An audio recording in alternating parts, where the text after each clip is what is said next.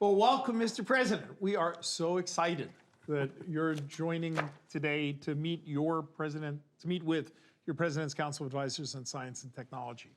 I mean, I know how passionate you are about science and technology because it's like one of the most powerful drivers of progress for the lives of all Americans, from health to new industries with good jobs to our climate and environment to national security and so much more. And so I gotta say, it is no surprise to me that you chose to mark today the 1-year anniversary of your being inaugurated as President of the United States to come sit down with your scientists, your PCAS, and talk about future possibilities for the country.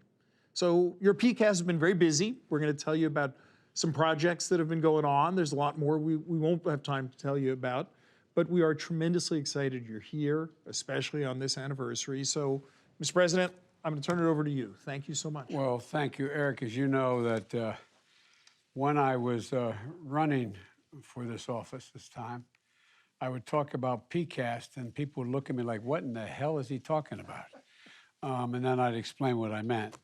And it wasn't particularly active the last 4 years, but science is back,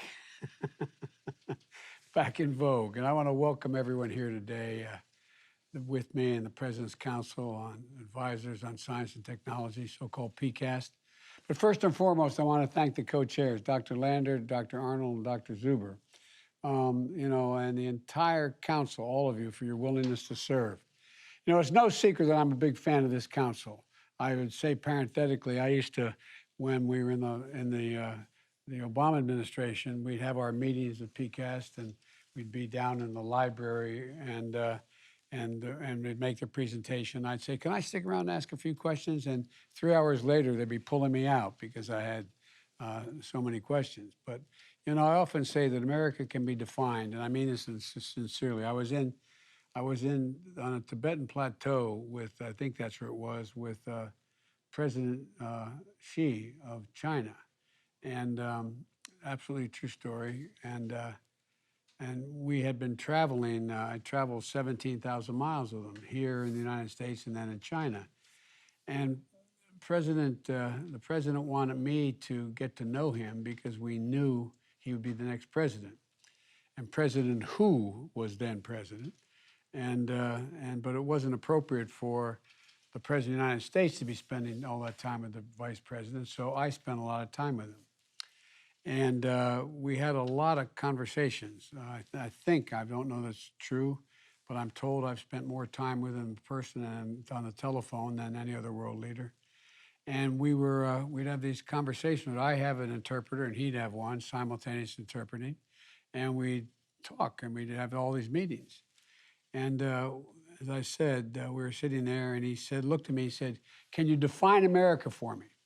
And I said, "Yes, one word, possibilities. Possibilities." Like any other country in the world, we're organized in the notion that anything is possible. And that's the very spirit that this animates this council. Your job is to ask how science and technology can expand our possibilities, solve our toughest challenge, and make the impossible possible.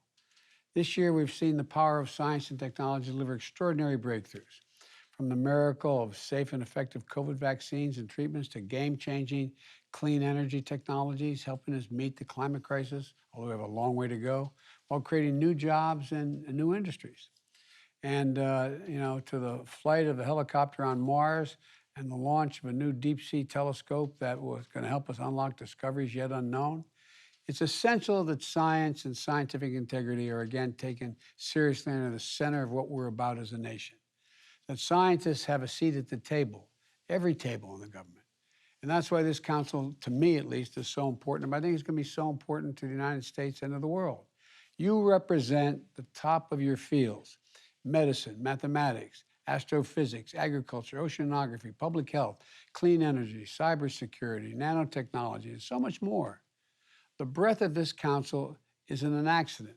It's by design. And that there was a time when PCAST didn't include social scientists or medical doctors or, frankly, the voice of women.